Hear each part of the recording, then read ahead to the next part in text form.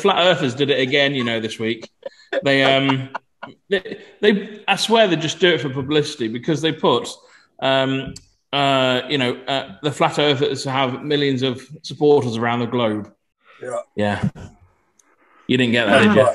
I did. I know. Every 1 billion people, there's one fucking idiot, and that's pretty much there. Around the globe, flat earthers. Anyway, yeah. Around the globe. he got it. He got it. It's like a Joey. You can't tell that Duncan's had a drink, can you?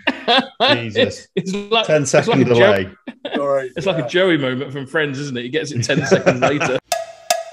I've got some good questions tonight. I'm excited for your questions in that case. I did not go on the internet for these ones. That was the most placating answer ever from Adam. I'm excited for your questions in that case. No, he was concentrating on doing something, I think. I was. Oh, no. Otherwise, we're going to have a problem. Don't let my demeanour fool you. My enthusiasm is at an all-time high. You still sound sarcastic, for fuck's sake. That's just my voice. I don't know what your problem is. You're being a right psycho bastard today.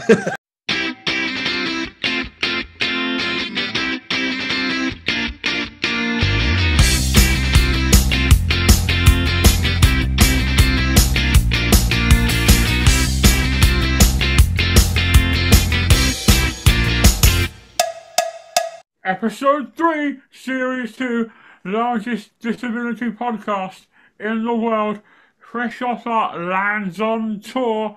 The Grumpy Gits are back, baby.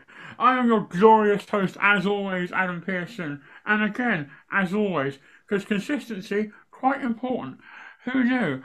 Are my 3 wondrous co-hosts. First, he can't step outside his house without getting in the papers. His words, not mine. I'll go on further. He can't step outside his house. End of sentence. How are you doing, Simon Sampson? Oh, I'm very well, thank you, Adam. How are you? I'm doing good. As always, excited to be here, hanging out with 3 of my very good friends, discussing the world of disability in a way that's accessible and doesn't rely on celebrities from El Dorado. Yeah, so I'm a friend of Tony McHale, and he's the one who created El Dorado. And I'm still waiting for that phone call saying, why are you slagging me off on your podcast? But anyway, that's a different story altogether. More importantly, we hit 1 million views on our last show. From season 1, season 2, we hit 1 million views. So when in editing, you'll see Duncan has put a little balloon going up above my hand. And I have a question for you, Mr. Simon Sampson, good sir. If the Incredible Hulk ascended to the throne and became royalty, what would that make him? A big green king. A green king, absolutely. Yes. Speaking of green king, segue. Take it away, Simon. So this week we are happily being sponsored by Green King Pubs, where you can actually get an average meal. And then they're never going to come back to us. I actually spoke to Becky, who actually sent us 10 vouchers, which we're going to give away in the show later. And she's going to send this out to her 40,000 employees to watch this to see you can get an average meal at Green King Pubs. But anyway. What defines an average meal? A well-cooked steak, a well-cooked gammon, maybe a jacket potato with some cheese and beans, and you can also get drinks as well. Oh, this is the worst. This is the worst advert ever. Hey, you. Yes, you. Do you like the quality of Wetherspoons but find the crowd a bit rough? Then Green King.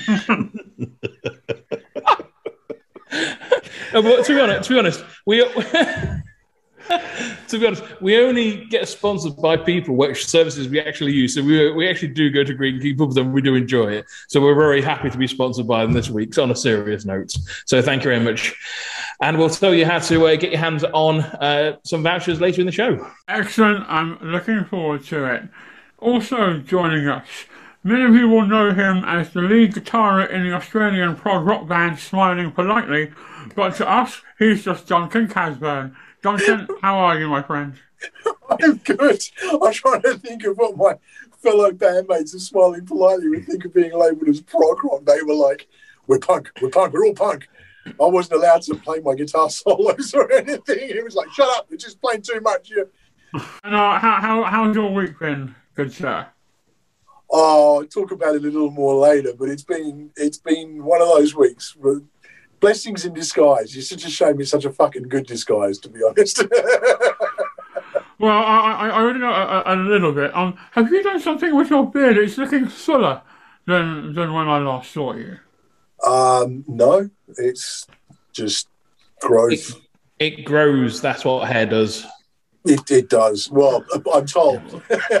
Yeah, Adam's still not hit puberty. That's why he can't grow a beard. I really haven't. I don't know how. I mean, it's already huge. So when I hit puberty, shit done. Gonna only scaffolding to keep it all tight and well supported. Anyway, on that wonderfully creepy note, moving on to our final presenter, who is described by Dorman up and down Southampton as that guy. How are you doing, Chris Lee Smith? Yeah. Well, no, I'm not. I've been incredibly bored. You know, there's no movies, no games. I'm just so bored at the moment. This is a blessing. This is the first time I've been entertained in about 2 weeks. I did get a new phone though. Ooh, what you get? The Flip Samsung. You see that? It's not an advert. We're not sponsored by Samsung. Don't worry. As if we'd be sponsored by Samsung. Green King are never going to come back to us now. I mean, how can you advertise a phone from Samsung when we're being sponsored by Green King? I'm not. They're not going to be happy about that. It's just a phone that flips. That I thought it would be a lot better than what it is, but it flips. That's it. Yeah, I had one of those 20 years ago.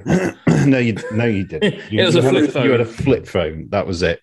But no, you get scared that you're going to crack the screen every time you hang up on a prank caller or a sales marketer. No, because it's what's called flexiglass. You get a little bump there, but apart from that, it's pretty good. Plus, it does split screen, so you can kind of go like that, and then you get two screens. So it's all right. I'm still getting used to it, but I mean that's my entertainment at the moment, so it's pretty dire. Anyway, I'm glad we're on films because that segues into something that we're going to do later. We have another segment before that. I do know the format of this show, trust me, but I also, like one of our other hosts, have had a drink or two. Can you guess who else? Answers on a postcard. Chris Lee Smith, ridiculous questions. To quote the lovely Pat Benatar, hit me with your best shot. Okay, first question is, what is the worst thing you've ever smelt and tasted? Oh, this is really straightforward for me. When I was in Vietnam, they had durian fruit, and it stinks and it tastes how it smells, which is like poo. So yeah, durian. Is that prickly big fruit? I've heard of it, and you know when it's cracked open because you can just smell shit. Yeah, it's illegal to have it on public transport. It's illegal to consume it on public transport. That's a really good one. That's a really good one. You're waiting for the segue for later on for that. There's a transport link there. What have I eaten which is really nasty? I tell you what I don't like, and I don't like the smell of, and I don't like touching it. It's calamari, squid. Oh, that's good. Yeah. It's so stretchy and squeezy and squashy, and it looks like it's alive, and you think a good vet could bring it back to life. It just doesn't belong on a front. I mean, I'm going over to Spain in a few weeks' time, which is going to be quite nice, and they're going to serve me calamari every night. I'm going, yeah, nasty. I absolutely 100% agree. I remember thinking it was onion rings, and then I bit it because it was I think it was battered, and I bit into it, and of course when you bite into it, the batter comes off, and you realise that it's octopus, and it's frigging horrible. So yeah, nobody needs that in their life. No. I'm sorry, I can't. Calamari is amazing stuff. Yeah. I love it. It's great. It's also squid, not octopus, Lee Smith. Thank you. I hate it. So That fact means nothing to me. You've only just got your second name back. Don't make me take it away from you. I was about to say. You never took it away. You just forgot it. Don't take credit for it. Look, now you're just nitpicking. Stop it. Our crowning achievement from the NADEX conference a couple of weeks ago was that Adam and I went out and got Chris a coffee and actually specifically got Chris No Name written on a Starbucks. And we've met. Andy's met my kids. Yeah. But never thought about the surname. Oh. Duncan, what's your answer? I've got to say liver. My dad going on about, I don't know, it's almost like when you speak to your grandfather about the war. It's going like, liver and bacon, blah, blah, blah. He gave me this stuff, and I've never tasted anything as bad as liver. Just liver in general that you could buy at the supermarket, or yeah, I mean, he did it with bacon, and it's like, it's really good. It's really good. It's like, it sounds like something like genuinely. During the war, you used to have dry bread, and so some people really liked their dry bread because that was what they had back in the. It was like that kind of thing. It was almost like. I'm sure it was a PTSD-related thing, but it was just awful. Go on, Simon. Can I come back to my story for 1 second, if that's okay? Yep. All about you. All about you. I have just remembered a story that happened at my grandmother's when I was very young. I was about 5 or 6. And what it was, all the beef drippings and stuff and all the fat from the turkeys and the thing at Christmas dinner, she just tipped it into a bowl, okay? And I didn't know that was a thing at the time. And what happens was it settles, and the fat settles on top, and I think the liquid's underneath. And I thought it was a trifle because she put it next to the desserts. So I got a spoon, scooped it up, I went, yeah. And I ate a whole load of fats, which, yeah, that wasn't very pleasant. I've got one that probably beats all of you. I came in from a night out, and we lived in a 2-bedroom house. Our family, I had a brother and a sister, and obviously my mum and dad. And me and my brother shared a room. I came in, I jumped into bed. Brother's asleep, really thirsty in the middle of the night. So I knew I kept a Coke bottle on sort of the dresser between our beds. So I grabbed it, pitch black, opened it, started drinking it, realised my brother had taken a piss in the bottle because he was too lazy to go downstairs. So, yeah, I can't remember if I threw up or not. It was a daze, but I knew that it was a piss because he was laughing in the morning that he'd been a lazy bastard and decided to just piss in a bottle rather than going downstairs in the toilet. So that was the worst thing that I've ever tasted. It might speak to grossness, but also if he was managing to piss into a Coke bottle, that says something about the sad lack of girth. Yeah, I didn't really question it, to be honest. I had piss in my mouth, so it wasn't my first thought. Let's move on to the second question. Pays for that kind of stuff. Right, what's the worst customer service you've ever experienced?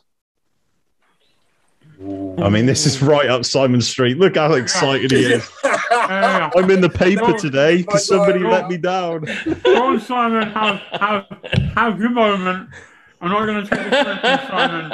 Not say green. Go. Well, go nuts. The thing is, I mean, the problem is disabled people like to bitch, and we do it really well. And so if, for example, I moan about something, it gets 10, 20,000 views on Facebook and YouTube because of the amount of followers I've got on Ability Access. I wouldn't say it's the worst experience, but there is one that I wrote an article about a couple of years ago, and it's to do with Costco. And what it was is I went to Costco and, as you do, just a bit of shopping. And I was in my mobility scooter, and the bloke who's handing out chicken pieces, comes up to me, kicks my tyres like he's testing a car. I'm going to have that car, and goes, "Why are you in this thing?" And I was like, "Really? Are you asking me like for my medical? Do you actually want an educational experience, or are you just fascinated about me being in a mobility scooter?" And I thought, and my response was, "Okay, let me have your email address." And he goes, excuse me, what? So what? Yeah, I mean, you're asking me a personal question. Can I get your email address? And he goes, no. And he goes, why do you want my email address? I go, I'll email you my my medical records so you can go through the full history if you want of my medical condition. And he wasn't best pleased about that.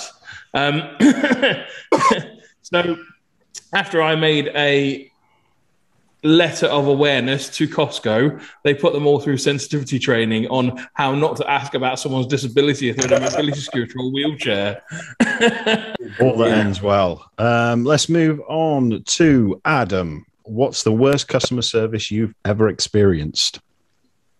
Oh, that's a really tricky one because I'm normally so laid back, aren't you? I'm like normally proper chill. I had a security guard and a few floor staff drove up to me at UK Comic Con.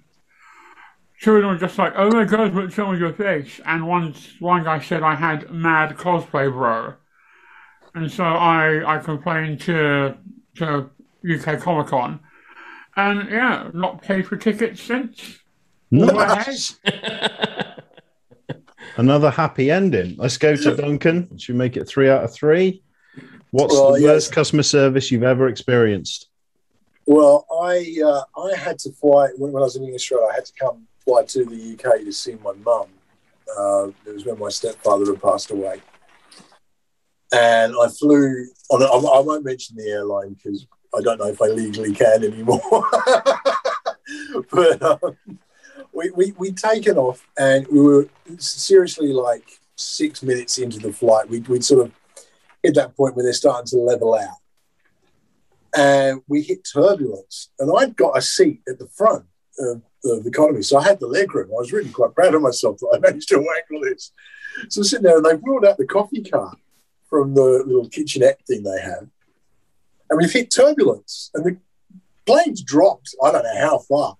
The entire coffee cart launched up, fell over onto my legs. Hot coffee hit me all over. I was drenched with stinking, really hot coffee, burn. And they were like, "Oh, I'm terribly sorry." I was seatbelted in as well, because, of course, you get your seatbelt on. So you're trying to move, but you can't. You're like, "Ah!" Sounds like torture. It was just horrible. I was stuck in your seat. Coffee poured on you. I'm not too sure if that's a bad experience rather than bad customer service. I'm getting to the customer service. Let me finish the story, please. They took your trousers off. I apologise. Good grief. People interrupt. It drives me nuts. Carry on.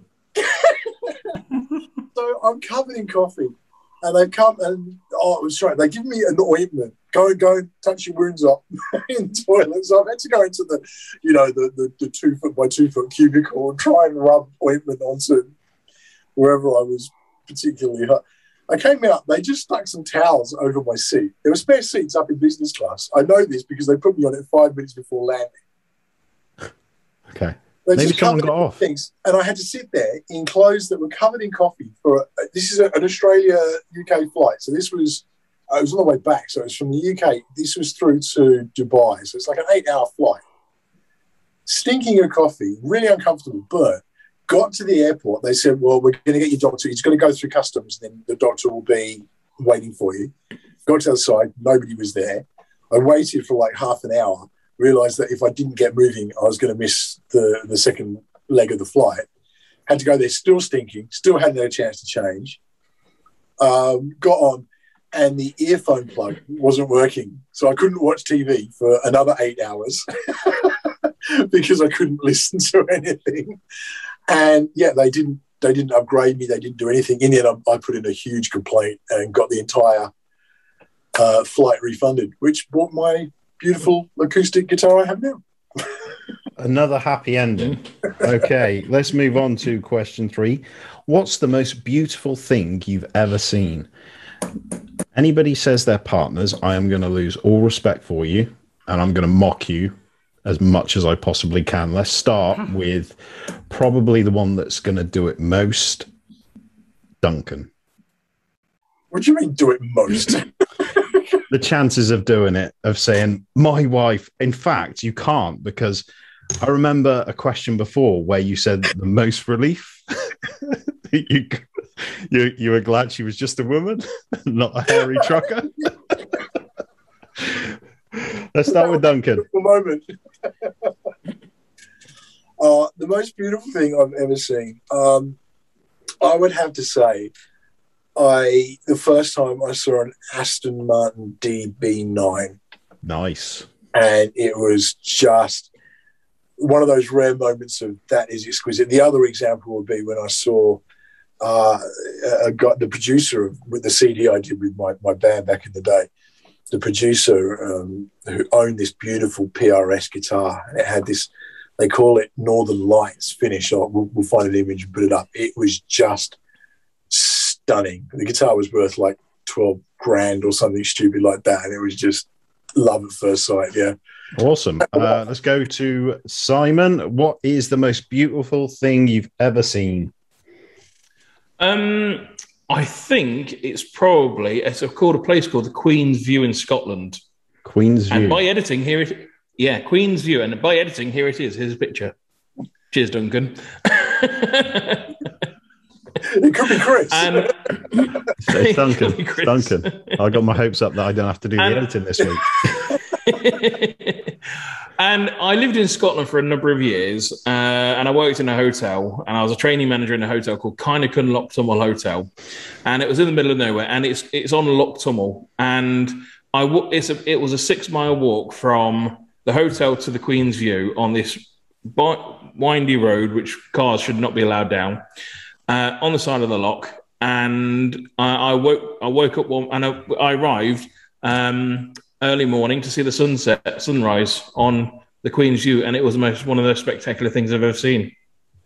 Great answer. Let's hear about when Adam discovered OnlyFans. What's the most beautiful thing you've ever seen, Adam?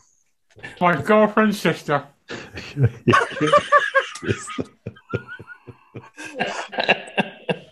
Yeah. Update. Ex-girlfriend's sister. How to lower the tone. It is. Are you sticking with that answer, or are you going to give a serious one? I mean, who says that was? I'm joking. If she's watching this, she won't watch this. She's got more important things to do than watch this. I have too. I'm just really lonely. That's why I'm here. Hashtag me too. Yeah. Probably just most of Vietnam is just utterly stunning. Like great architecture, pagodas, these beautiful beaches, and scenic views. So, yeah, Hanoi, Vietnam, gloriously beautiful. Good answer. I'd like to apologise to my girlfriend for what was clearly a joke in the unlikely event that she does see this. In my defence, though, her sister's hot. Yeah, no. In my defence, though, Oh God, it spoils it. I'm cutting that anyway. Making me sick. That's the end of stupid questions. Well, there we go. Let's see how that turns out in the edit, and if I'm still dating in the next couple of weeks, because fuck you, Chris.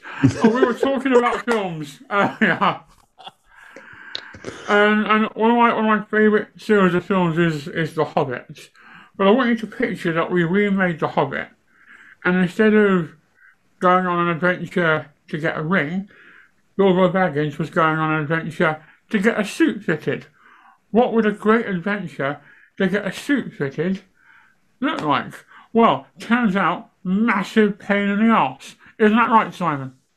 Oh, it's a massive pain in the arse, yes. So I travelled down to London the other day, and I did a video diary of it. And the reason I did a video diary of it is because for the past 7 years, I've not had the confidence to go on a train. And there is a logical story behind this. So I've interviewed pretty much the majority of Paralympians, disabled campaigners all across the UK, disabled celebrities.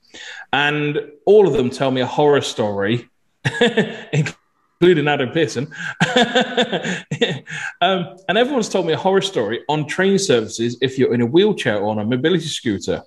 Now, I would normally drive down to London. I prefer driving down to London because I can use my blue badge. You can park pretty much everywhere. It's, and you don't get charged congestion charge. But because we had to get there in a day and back for work purposes, me and my wife took the train down. And I'm not going to lie, I was up pretty much most of the night really anxious about this because I was kind of expecting it to go wrong, hoping it wouldn't. And yeah, because of it, we ended up in the national press because of what's actually happened. So we got the train from Rugby train station to Houston, and that wasn't a bother at all. I called up the helpline the day before. I booked assistance for the time we were leaving, and they radioed ahead, and they had someone meet us at the platform at the other end and got us off the train quite easily. All you have to do is put a ramp down for me. That's all that's needed. The ramps are kept on the platform, but then you need a key to unlock it. So we thought, right, great, this is going to work fantastically. So, yeah, got in a taxi, no trouble at all, went to the suit fitting, went for dinner, and we started heading back. Got to Houston Station again, I went to assistance, and they said, yeah, go down to platform 12, there's a bloke waiting for you. Brilliant.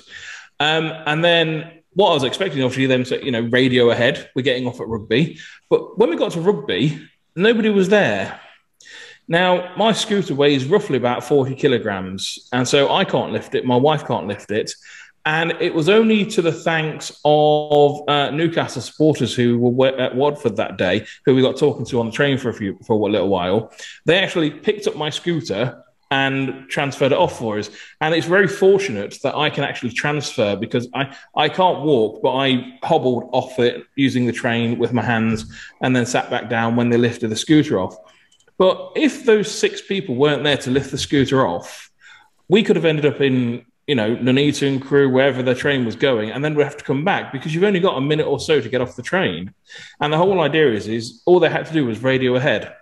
So what we've done this week is, because I did a video diary of the event, and as I said, I was expecting it to go wrong. I was really hoping it wasn't going to go wrong. I've actually put out a call for those Newcastle supporters, and believe it or not, with the power of ability access, they've actually been in touch. And I said, look, thank you so much. I will pay for your next Newcastle tickets. Okay. And I said, look, choose a game, buy the tickets, and I'll refund it. Okay. And I've been having a very nice chat with one of them this evening after it was in the newspapers and while it was on ability access. And they said they can't accept it, but what we'll do, the tickets cost 30 quid each. Would you donate it to a charity? So absolutely. So they've been really nice about it. I was really grateful. But the thing is you shouldn't need 6 football supporters traveling with you to get you off a train, because I have catheters, I have medication, I also wear a CPAP machine at night, so I can't go and stop in a hotel if we end up somewhere where it's unexpected. It's really dangerous.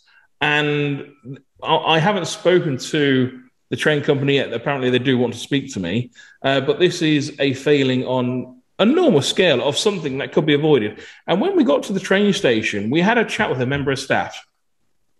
And all he said was, look, I'm sorry, we didn't get the message. Nobody's been in the office all evening.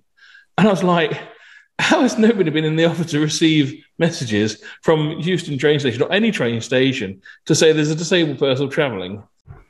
And so how do we fix this is the obvious first question to ask you. I mean, there needs to be a system where either you, like a radar key or something, I don't know, because you've got to use a key to get the ramp out, okay? And if you had a radar key or something along those lines, then a member of the public could do it for you quite easily. But also, I mean, I've been in a taxi this week, a few taxis this weekend, and the new electric taxis in London, where the ramp just pulls out from underneath, which is really cool. And it's a simple attachment that could be fitted to trains at the disabled doors really easily, where you could just open the door, pull a ramp out, go down the ramp, and you're sorted. It could be that simple. And you say this has affected your confidence to use a train, and there may be people listening to this who may be somewhat wrongly dismissive of that and just be like, pussy. But like, what? This isn't a uncommon thing, is it? You're not the only one, are you? No, I mean there was this chap last week who was in the papers, and his wheelchair couldn't fit in the lifts at one of the tube stations because the lift was too narrow. There are people who have been. I mean, I've got a friend from the BBC who came up to visit me, and he ended up in Sheffield. It's like, and I live in Leicestershire, and it's just like this happens on a regular basis. This isn't a one-off thing. And the first time I've used a train since my injury, they get it wrong. The lack of inclusion, isn't it? And I've got no doubt that these train companies probably at one time put on a DVD a few years back to show their staff, just to tick a box to say, right, we've done the disability training, this is what we do, and never actually followed it up. One person got a call. They thought it wasn't their problem because you're out of their station now. It's never going to come back on them. It's the person at the other end. I feel for you, mate, but it's just a lack of inclusion. It shouldn't be happening. And you're absolutely bang on why they can't make it accessible, that a ramp just can't come out, or even the press of a button that just puts a ramp out onto the platform, and anybody that is a wheelchair user or has a disability that needs a ramp, they just walk down. But you know what train companies are like? They smell of piss and they're horrible, and most of these things were built back in the 90s. They don't want to spend money, so they aren't going to give a monkeys about the disability community. It's a real shame. Get them in the papers. And before we get into our second story, we alluded to it earlier, Hulk Royal, Hulk Smash, Hulk King, Green King, average food, great prices. Simon, how can people win one of these £20 vouchers? What do they have to do? So to get the vouchers, all you have to do this evening is tweet Adam Pearson is awesome. And obviously you need to put in the Grumpy Gits in there. And if you could put Green King, that would be fantastic. And the first 10 people to do that will get a £20 voucher. And we will DM you to let you know we're going to send it in the post to you. Cheers. Why Adam? What about the rest of us? Why is it Adam? I'm just as confused as you, because people are going to think that this was my idea. And you'll probably put something down the bottom now saying it was totally his idea, just to make me look like that guy. Moving on to our second story. If there are two things in this world I like, Duncan, number one, Graham Cole. Number two, mental health. So a couple of weeks ago, some of you will have seen, we, as the Grumpy Gits, we were keynote speakers at Nadex, and we opened up the show. It was a fantastic experience, and we had a great few days together. And on the last day, we went down to Southampton. We took part in the Disability Union 1 year anniversary that was down there with Dan White and the other guys there. It was really good. But in the process of that, I got a panic phone call from my wife because my daughter, her mental health had really sort of snapped. So for those who don't know, my daughter's autistic. She is 11. She's just hit puberty. Just over Christmas when it really sort of started, but it's really started coming into its own in the last month or so. But she had a real mental, not a breakdown, but there was, I don't want to go into too much detail because it's not fair on my daughter to share too much. I don't think that would be fair. But the result was that she had to go to hospital because basically it was the only way we could keep her safe and keep everybody else safe at the same time. I was in Southampton and, Segway, train. I had to wait for a train to get back to Devon where I live. But it was... What's amazed me is that as a result of heading to the hospital there, it triggered a lot of things that have been really positive. She's now got a psych involved, who's a specialist in child psychology. She's got CAMS now reinvested in actually finding out more about what's going on after 8 years of waiting to get an autism diagnosis, which only came through a month or so ago. And suddenly it's kicked up a gear. And it got me thinking because I've had this, my wife won't mind me sharing this because she shared it quite openly herself. We had an experience about a year ago during lockdown where my wife was really low and at a point where she was on the verge of maybe doing something really stupid. And we called the crisis team, because what else do? You reach out, like, okay, this is getting bad. We need to get some support. Called the crisis team. The crisis team basically said, we can't help you at the moment. The reason we can't help you is because you're not actively trying to commit suicide. So basically, to put it in a different context, basically because she had the knife on the table in front of her and not in her hand, it didn't qualify. She had to be almost in the act of actually trying to do it or post for the crisis team to be able to kick in. I can relate to this because I used to work for social services in adult mental health and physical disabilities. And the system is set up where you've actually got to almost physically hurt yourself before they will intervene. And one of the reasons...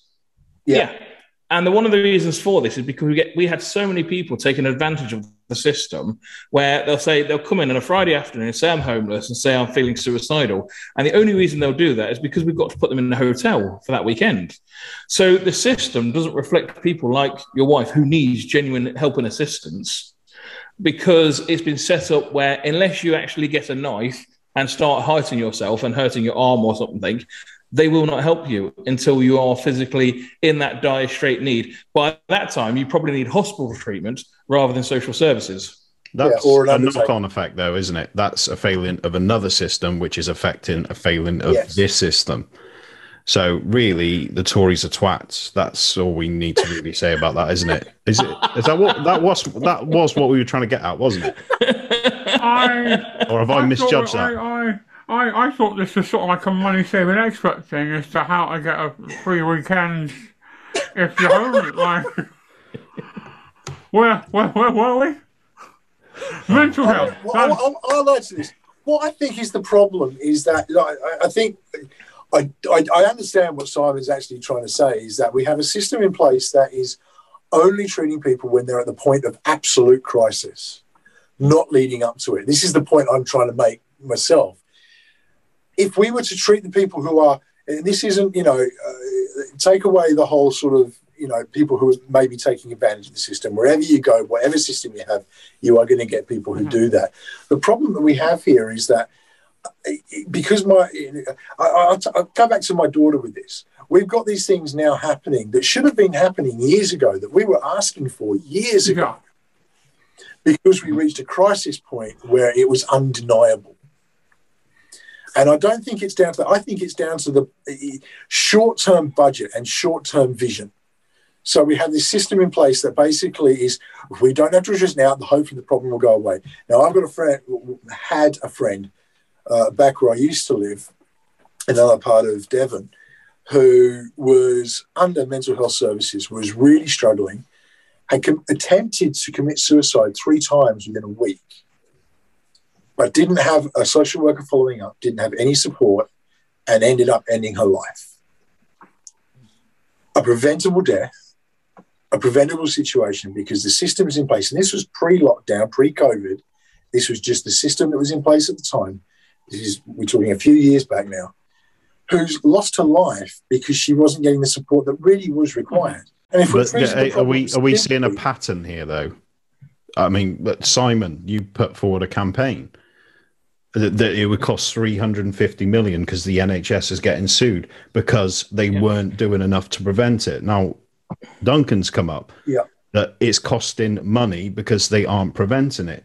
They're seeing these, they're not even short-term solutions. They're just trying to brush it under the rug and hoping it goes away, and then not doing anything when they get bit in the arse. It doesn't make a lot of sense to me. And here we are with another jump cut. What happened beforehand, who knows? All I know is a little bit insensitive. Well done, Simon. Anyway, on to my story. It's not painless. Let's all move on. Those of you that know us well will know we have been dealing with Dinner and Dissection for quite some time now. And after a lot of back and forth, BBCing, arguing, being able to explain to you by a pigeon-throwing tosser, we've won, sort of. Isn't that right, Simon Sampson? Yes. Sorry, Kate went out and she turned off the lights. So I had to turn them back on. Sorry. This is our first sponsored show, and it's amateur hour. I don't think it's a win at all because Sam has not learned anything from what he's done. He's basically doing the same show on a different day with Joseph Merrick's recreation of his body. And apparently he's going to have two bodies now where someone can dress up as the Elephant Man as well, which is an interesting situation. So you can feel what it's like to be the Elephant Man, Joseph Merrick, if you wanted to. Oh my God, I am so turning up for that. Can you imagine? And at the moment, worth every penny of the ticket price to see the faces of those people as you walk up. Who would like to dress like that? Oh, hello, my name is Adam Pearson. And yeah, done. Episode 4 sorted. So he's changed it to called Victorian Medicine or something, and from what I understand, he's also added. I think he's called it Victorian Greats, where he's actually added Jack the Ripper, obviously serial killer. I'm not too sure how he's a Victorian Great rather than just a serial killer of prostitutes. But anyway, you know, he's pretty much hit the trifecta on insulting pretty much every community going, and Jack it's just getting worse and worse. Great. Yeah. Apparently, Sam, yes. Yeah. So Ted Bundy's an American hero? What the? Using Sam Perry's logic, absolutely. Don't give him ideas. Do not give him ideas through his next show. They could do a serial killer series with breakfast. They spell it cereal with a C. Hello, my name is Samuel Perry, and welcome to my new event, Brunch with Harold Shipman. Like that.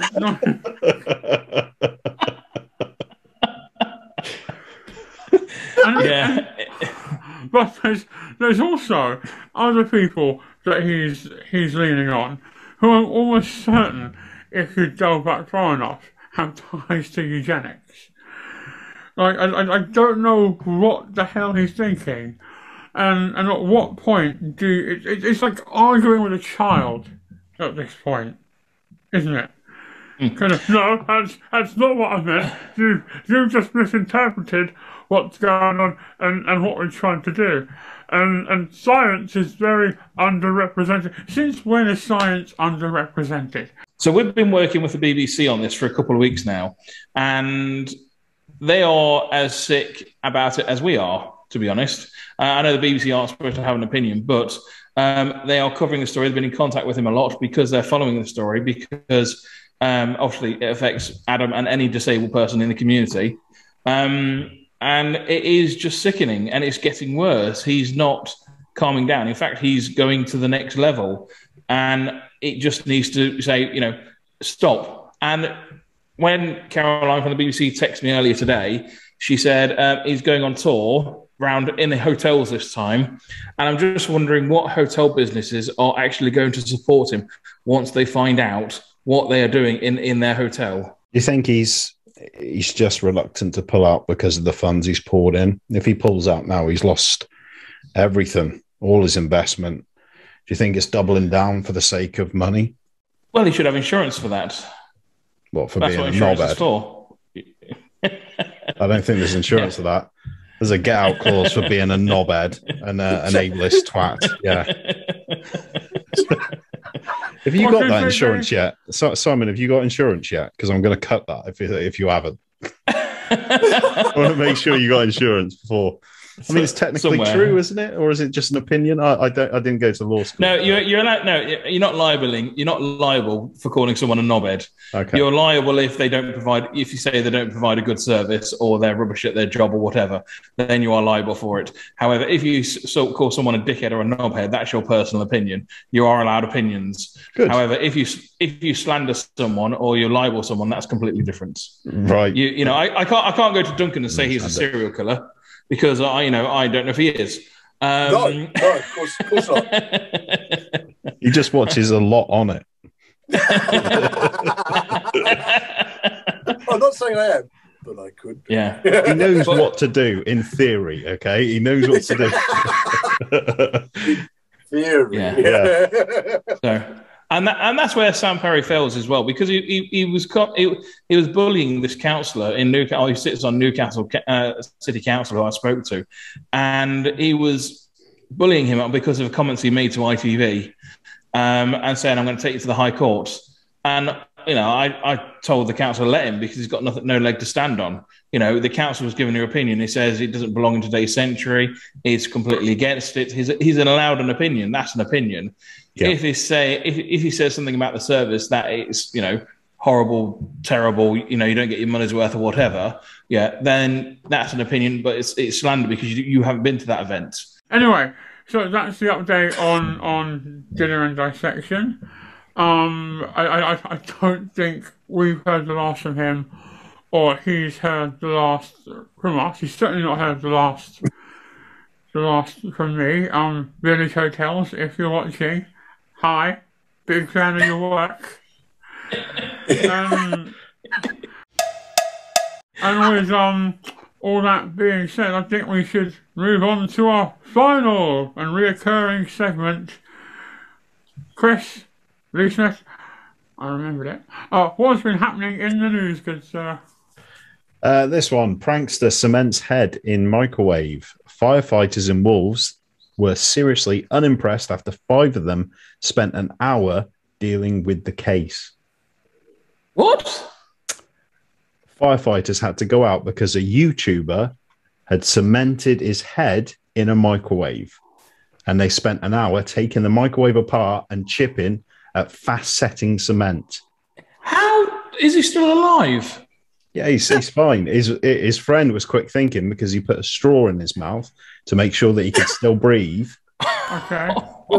And then this was in Wolves, West Midlands Fire Service who actually put it up, and they're telling people not to do it. As this falls into the realm of don't drink bleach, isn't it?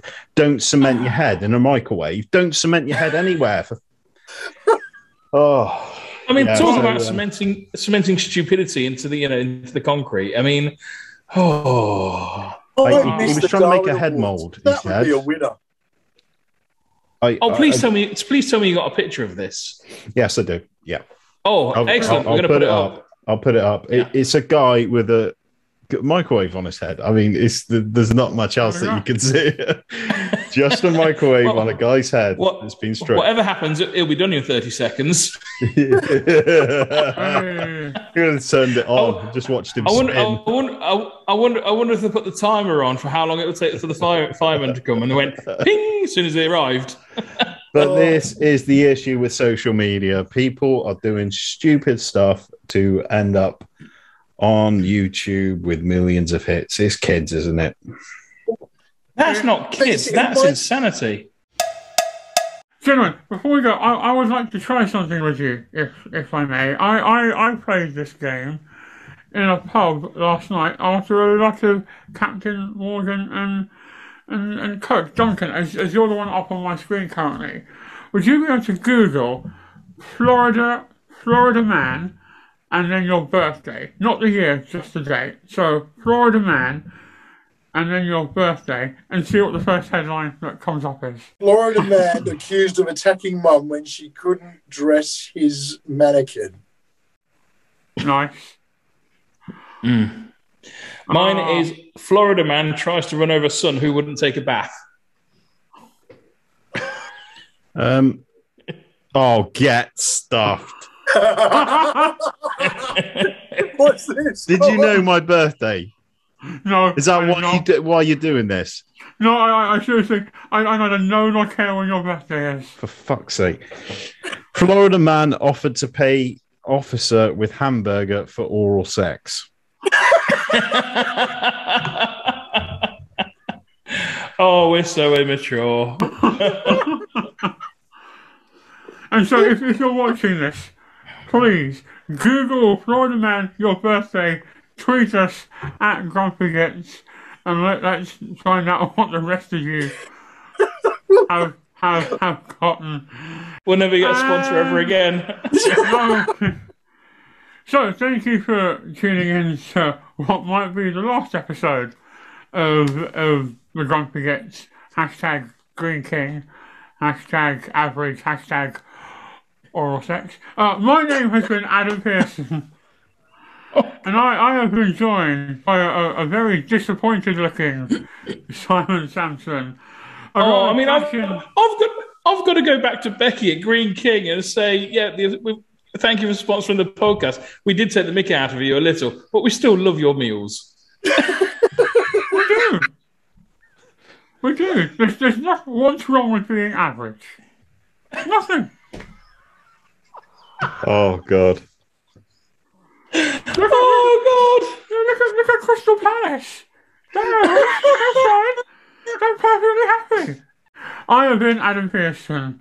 That is the nearly dead Simon Sampson. I apologise for the emails you're going to get tomorrow. We also had the dashing Mr. Duncan Casburn, and finally, last but by no means least, the cacophony of brilliance that is Chris Lee Smith. See you all on the next one. Hashtag Adam Pearson is awesome. Grumpy King, Grumpy Gits, Green King. Oh, please finish. I'm trying, but it's so hard. Let's just do episode 5. It's going to go on all week. We'll see you all next episode.